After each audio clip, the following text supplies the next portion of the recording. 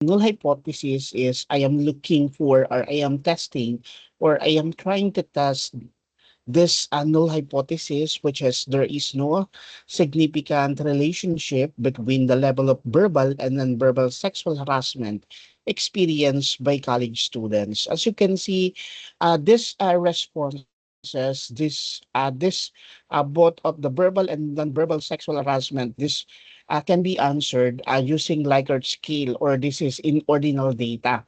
Ano po? Since I focus on the overall responses of the respondents. So instead of ratio or interval data, basically it is a common practice that the ordinal data can be used.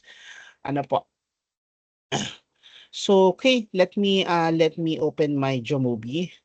So okay, so let me remind you again. I am still using the dummy data that I use based on my previous video, that I use in my previous video.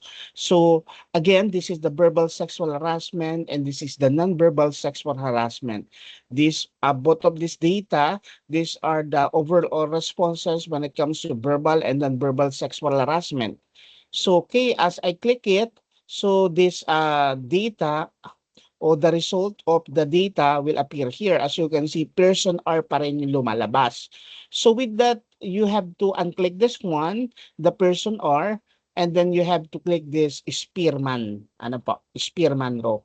So as you can see with this, the verbal sexual harassment, so the p-value is 0.051, meaning to say it is greater than 0.05.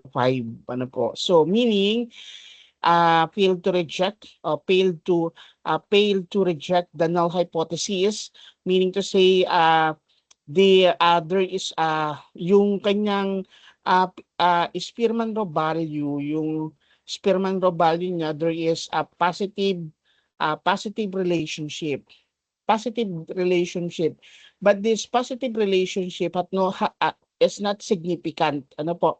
This is not significant. There is a positive relationship, yung there is a weak positive relationship, yung verbal sexual harassment and non-verbal sexual harassment. However, this positive weak relationship is not significant based on the p-value here. Ano po?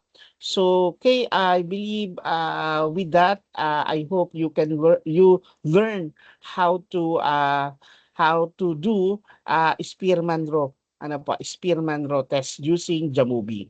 Thank you so much.